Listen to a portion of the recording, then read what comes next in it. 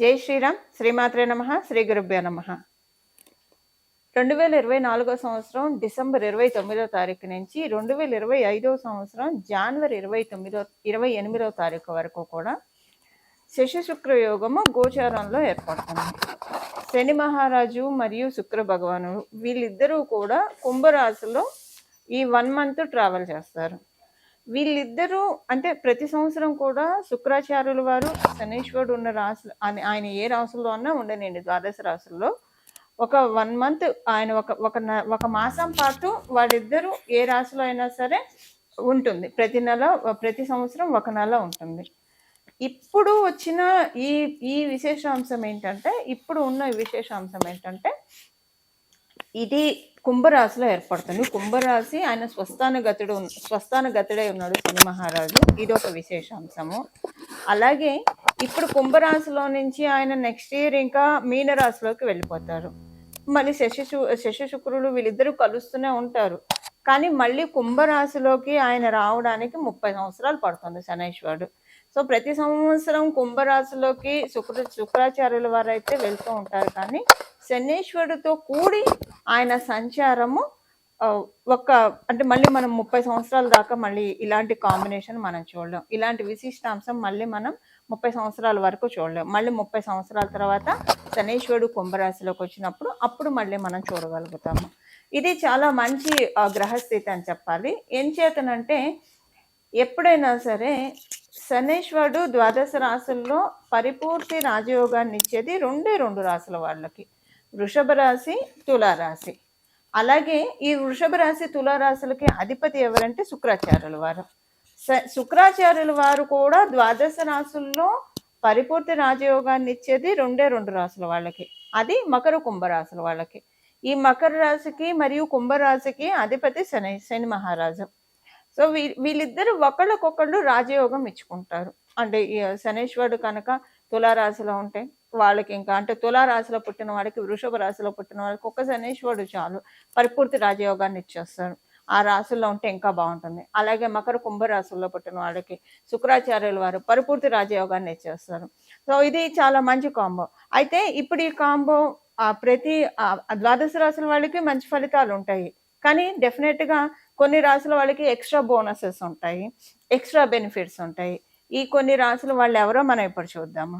మొదటగా వృషభ రాశి, తులారాశి, అలాగే మకర రాశి, కుంభరాశి, మీనరాశి. వీళ్ళ 5గురికి కూడా ఇది చాలా మంచి ఫలితాన్ని, సత్ఫలితాన్ని ఇస్తుంది. అయితే ఇక్కడ మనం ఒక్కటి చూసుకోవాల్సిన విషయం ఏంటంటే, మీ జన్మ జాతకంలో కనుక శనీశ్వరుడు మరియు శుక్రుడు వీళ్ళిద్దరు కలిసినా లేదా వీళ్ళిద్దరికి పరివర్తన జరిగినా, ఇప్పుడు మీ జన్మ జాతకంలో శుక్రాచార్యుల వారి దశ కావచ్చు, అంతర్దశ కావచ్చు, శనీశ్వరుడు దశ కావచ్చు, అంతర్దశ కావచ్చు, ఇవి మీరు రన్ అవుతూ ఉన్నా, దాంతోపాటు ఇప్పుడు వీళ్ళిద్దరూ ఒకవేళ శనీశ్వరుడు శుక్రాచార్యుల వారి మీద దృష్టి పెట్టినా, పరస్పరం వీళ్ళిద్దరూ సమసప్తక దృష్టితో వీక్షిస్తూ ఉన్నా, లేదా శనీశ్వరుడు తృతీయ దృష్టితో చూస్తున్నా కూడా అప్పుడు ఇప్పుడు మనం తెలుసుకున్న ఈ పారామీటర్స్లో అంటే శనీశ్వరుడు దశ, శుక్ర భగవానుడి దశ అంతర్దశ భుక్తుల్లో ఉన్నా, లేదా వీళ్ళిద్దరు పరస్పర వీక్షణ ఉన్నా, వీళ్ళిద్దరూ కలిసి ఉన్న మీ జన్మ జాతకంలో సెకండ్ థింగ్ ఏంటంటే, ఒకవేళ శనీశ్వరుడు ఒక్కళ్ళు అయినా సరే తృతీయ దృష్టితో కావచ్చు, దశమ దృష్టితో కావచ్చు శుక్ర భగవానుడిని మీ జన్మ చక్రంలో వీక్షిస్తూ ఉంటే, అప్పుడు మీరు ఏ రాశి అయినా కావచ్చు, అంటే మీరు వృషభ, తుల కాకపోయినా, మకర, కుంభ, మీన రాశులు కాకపోయినా మీకు కూడా ఈ యోగం వర్తిస్తుంది. అంటే చాలా మంచి యోగాన్ని వీళ్ళిద్దరు తెచ్చిపెట్టబోతున్నారు. ఇప్పుడు ద్వాదశ రాశుల వాళ్ళకి ఒక్కొక్క రాశి వాళ్ళకి ఒక్కొక్క ఇంపాక్ట్ ఉంటుంది. సో ఇప్పుడు మనం తెలుసుకునే 5 రాశుల వాళ్ళకి కొంచెం ఎక్కువ బెనిఫిట్స్ ఉంటాయి. మిగతా అన్ని రాశుల వాళ్ళకి కూడా బెనిఫిట్స్ అయితే ఖచ్చితంగా ఉంటాయి. కాకపోతే ఈ 5 రాశుల వాళ్ళకి ఎక్కువ బెనిఫిట్. ఇప్పుడు నేను చెప్పిన కేటగిరీలో ఎవరైతే వస్తారో వాళ్ళకి కూడా బెనిఫిట్స్ చక్కగా ఇస్తారు వీళ్ళిద్దరు, ఈ 2 గ్రహాలు కలిసి. ఇప్పుడు మనం ద్వాదశ రాశుల వాళ్ళకి ఏం బెనిఫిట్స్ అంటే ఏం మంచి ఫలితాలు రాబోతున్నాయి వీళ్ళిద్దరి కలయికతోటి. కుంభరాశి కాలపురుషుడు కుండలిలో నుంచి లాభరాశి. ఈ లాభరాశి ఏకాదశ స్థానం చాలా విశేషాన్ని సంతరించుకుంటుంది. ఏకాదశ స్థానంలో శని మహారాజు మరియు శుక్రాచార్యుల వారి కలయిక చాలా మంచి ఫలితాన్ని ద్వాదశ రాశుల వాళ్ళకి తెచ్చిపెట్టబోతుంది. ఇది మళ్ళీ మనకి 30 సంవత్సరాల దాకా మనం చూడలేం. వన్స్ ఈ కాంబినేషన్ బ్రేక్ అయిందంటే. ఎందుకంటే శుక్రాచార్యుల వారు మళ్ళీ తర్వాత నెక్స్ట్ జనవరి 2025 అంటే 29థ్ నుంచి ఆయన మీనరాశిలోకి వెళ్ళిపోతాడు. మళ్ళీ మనం ఇలాంటి గ్రహస్థితి చూడాలంటే 30 సంవత్సరాల వరకు వేచి ఉండాలి. సో, ఇప్పుడు ఉన్న ఈ గోచరంలో గ్రహస్థితి మనకి మంచి లబ్ధికరంగా, యోగకరంగా ఉంది. దీన్ని ఒకవేళ ఇప్పుడు మీ జన్మజాతకం బలంగా లేకపోతే దీన్ని ఒడిసి పట్టుకోవడానికి, అలాగే మీ జన్మజాతకం బలంగా ఉన్నా దీన్ని ఇంకా మనం ఇంకా స్థిరపరచుకోవడానికి, ఇంకా వృద్ధిపరచుకోవడానికి, ఇంకా బలపరచుకోవడానికి ఎలాంటి పరిహారాలు చేయాలో కూడా మనం తెలుసుకుందాము. మకర రాశిలో పుట్టిన వాళ్ళకి, మకర లగ్నంలో పుట్టిన వాళ్ళకి శశి శుక్ర యోగం ఎలా ఉంది? మనం తెలుసుకున్న రాశిలో మీ రాశి ఒకటి. మీకు పరిపూర్తి రాజయోగాన్ని ఇచ్చేది శుక్రాచార్యుల వారు. అలాగే మీ మీ రాశాధిపతి అయిన శని మహారాజు వీళ్ళిద్దరూ కలిసే ఈ యోగాన్ని మీకు ప్రసాదిస్తూ ఉన్నారు. మీలో తెలియని మీకు కొత్త టాలెంట్‌ని మీరు బయటికి తీసుకొచ్చే సమయం. అంటే మీలో ఉన్న సామర్థ్యాలన్నీ కూడా మీరు తెలుసుకుంటారు. ఎప్పుడైనా సరే మనల్ని మనం తెలుసుకోవడము చాలా ముఖ్యము.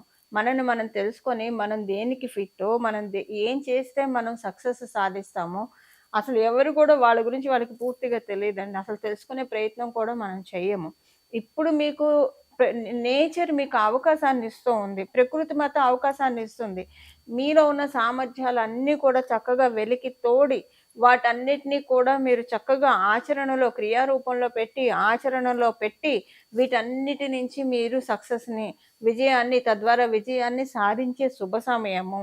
ఈ సమయం ఏంటంటే మీకు నిజంగా ఒక అమృత కాలం అనే చెప్పాలి.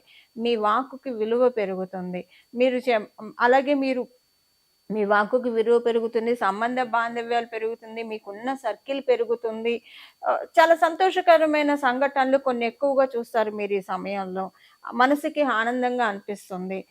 ప్రత్యేకించి ఆదాయ విషయంలో మీరు కొన్ని మార్పులు జరగబోతున్నాయని మీకు అర్థమవుతుంది. ఈ ట్రాన్సిట్, ఈ గోచారంలో మీకు తెలుస్తుంది.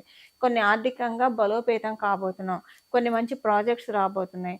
ఇవన్నీ కూడా మనకి విజయాన్నిస్తాయి. ఖచ్చితంగా వచ్చిన ప్రాజెక్ట్స్ అన్నీ కూడా మనకి పరిపూర్తిగా కంప్లీట్ అవుతాయి. ఇలాంటి మంచి థాట్ ప్రాసెస్ తోటి మిమ్మల్ని శని మహారాజు అలాగే శుక్రాచార్యుల వారు వీళ్ళిద్దరూ కూడా మిమ్మల్ని నడిపించబోతున్నారు. సంతాన విషయంలో చాలా మంచి చక్కటి శుభ సమయం.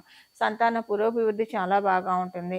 వాళ్ళకేమన్నా ఆరోగ్య సమస్యలు ఉంటే వాటి నుంచి మీరు చక్కగా బయటపడి హమ్మయ్య అని ఊపిరి పీల్చుకునే శుభ సమయం కూడా ఇదని నిస్సందేహంగా చెప్పొచ్చు. అలాగే ఇదేంటంటే మీలో ఉన్న స్కిల్ సెట్‌ని బయటికి తెచ్చే సమయం ఇది. అమ్మవారు అంటే శుక్రాచార్యుల వారు, శని మహారాజు వీళ్ళిద్దరూ కూడా ఏకకాలంలో మీకు సపోర్ట్ చేస్తూ మీలో ఉన్న స్కిల్స్‌ని బయటికి తీసి తద్వారా మీకు విజయాన్ని చేకూర్చే శుభ సమయము. సో, మీ మీద మీకు అంటే మీరు ఏంటి అనేది కంప్లీట్‌గా ఇన్నర్ డ్రైవ్ చేయడానికి ఇంకా ఎక్కువగా ప్రయత్నించండి. ఎక్కువగా సైలెన్స్‌లో ఉండండి. శనేశ్వరుడు 2వ స్థానంలో ఉన్నారు కాబట్టి మీరు ఎక్కువగా మాట్లాడకుండా సైలెంట్‌గా ఉంటూ అంటే ఇన్నర్ సైలెన్స్. బాహ్యంగా సైలెన్స్‌గా ఉండాలి. ఇన్నర్ సైలెన్స్ చాలా ఇంపార్టెంట్ ఇప్పుడు మకర రాశి వాళ్ళకి. ఇన్నర్ సైలెన్స్ ఉంటే మీరు మెయింటైన్ చేయగలిగితే, అంతర్గతంగా మీరు నిశ్శబ్దాన్ని మెయింటైన్ చేస్తే, ఈ సమయంలో మీరు దేనికి బాగా మీరు ఏ ఫీల్డ్ తీసుకుంటే, అలాగే దేంట్లో మీకు బాగా లక్ష్మీ అమ్మవారు ఆవిడ పరిపూర్తి పూర్వపుణ్యాన్ని మీకు అందిస్తుందో, అది ఇప్పుడు మీకు శని మహారాజు అలాగే శుక్రాచార్యుల వారు వీళ్ళిద్దరూ కలిసి చూపిస్తారు. ఎందుకంటే శుక్రాచార్యుల వారు మీకు రాజయోగాన్ని ఇవ్వడానికే ఇప్పుడు మనకి కుంభరాశిలో ఉన్నారు. సో, ఈ రాజయోగాన్ని మీరు మిస్ అవ్వకుండా వీటిని తీసుకోవడానికి ప్రయత్నించండి. మంచి లైమ్ లైట్‌లోకి వెళ్ళే సమయం ఇది. ఇది ఒకవేళ మీ జన్మజాతకం అనుకూలంగా లేదనుకోండి, అప్పుడు కూడా మీకొస్తాయి. కానీ పూర్తిగా రాదు. కొంతే ఉంటుంది. 30-40% తీసుకుంటారు. మరి మనం ఇప్పుడు మనం ఇదంతా తెలుసుకునేది? మనకి లేకపోయినా మనం కొన్ని పరిహార ప్రక్రియలు చేసుకోవడం ద్వారా వాటిని మనం తెచ్చుకోవడము. సో, ఇప్పుడు వాటిని తెచ్చుకునే ప్రయత్నమే ఇది. ఇప్పుడు ఎవరికైనా షుగర్ ఉందనుకోండి, అది ఉందని ఎవరు అంటే ఏడుస్తూ కూర్చోరు కదా! చేదుకు సంబంధించి వేపాకు నవ్వటము, కాకరకాయలు తినడము, కాకరకాయ రసం తాగడము, దీంతోటి తగ్గించుకుంటారు. అంటే అదేంటి, అది ఆరోగ్యం బాగోలేదు కాబట్టి అక్కడ పరిహారం చేసుకుంటారు, దాన్ని తగ్గించుకుంటారు. అలాగే మన జన్మజాతకం బాగోలేకపోతే మరి దానికి కూడా మనం వైద్యం చేయాలి కదా! ఏంటి ఆ వైద్యము? ఇప్పుడు మనం తెలుసుకునే పరిహారము. ఇది చేసుకుంటే ఇదెందుకు మీరెందుకు మిస్ అవ్వాలి? ఒకవేళ మీ జన్మజాతకం బావుంటే అసలు మీరేం చేయకపోయినా వస్తుంది. మీరు చేశారనుకోండి, మీకు ఇంకా డబుల్ బొనాంజా ఉంటుంది. జన్మజాతకం బాగోలేదే అనుకోండి, అప్పుడు అందరికి వచ్చి మీకు రాకపోతే అలా కాదు కదా! కొంత 30, 40% వస్తుంది. అలా కాకుండా మీరు కూడా తీసుకోవడానికి, అందుకే మనకి జ్యోతిష్యం ఉన్నది. పరాశర మహర్షి అందించిన అత్యద్భుతమైన సబ్జెక్ట్ జ్యోతిష్యం. భక్తి శ్రద్ధలతోటి జ్యోతిష్యాన్ని ఉపాసించి చెప్తున్న మాటలివి. వీటిని మీరు చక్కగా మీరు ఒడిసి పట్టుకోవడానికి ప్రయత్నించండి. నిస్సందేహంగా ఇప్పుడు ఈ యోగం నేను చెప్పినట్టు మళ్ళీ 30 సంవత్సరాల దాకా రాదండోయ్. ఈ నెల వెళ్ళిపోయిందంటే మళ్ళీ 30 సంవత్సరాల దాకా రాదు. బీ కేర్‌ఫుల్, చాలా జాగరూకులై ఈ యోగాన్ని మీరు ఒడిసి పట్టుకోండి. కనీసం ఒక డౌన్ ద లైన్ ఒక 6 ఇయర్స్ దీనికి సంబంధించిన ఫ్రూట్స్ మీరు తీసేసుకోవచ్చు హాయిగా. ఒక చెట్టు పాతేసాము, అది పెరిగిన తర్వాత ప్రతి సంవత్సరం ఫలాలను ఇస్తూ ఉంటుంది. అలాగే మనకి అంటే ఇప్పుడు మీరు నాటే చెట్లు ఎలా ఉంటాయంటే, అంటే ఉదాహరణకు చెప్తున్నా, ఒక చెట్టు కాకపోతే ఇంకో చెట్టు నుంచి. ఇప్పుడు మామిడి పళ్ళ సీజన్ అయిపోతే సీతాఫలాలు సీజన్ అయిపోతే ఇంకొకటి ఏదో ఒక వృక్షం మనకి రెడీగా ఉంటుంది ఫలాలను అందించడానికి. అలా డౌన్ ద లైన్ 6 ఇయర్స్ వరకు మీరు మంచి యోగాల్ని గ్రాప్ చేసుకోవడానికి ఇది చాలా ది బెస్ట్ టైం. ఈ టైంని మీరు ఇగ్నోర్ చేయకండి. అలాగే మీరు వివాహితులైతే మీ జీవిత భాగస్వామికి, మీరు ఆడవాళ్ళైతే మీ శ్రీవారికి, మీరు మగవాళ్ళైతే మీ శ్రీమతి గారికి చాలా పర్ఫెక్ట్ టైం ఇది. చాలా మంచి శుభ సమయం ఇది.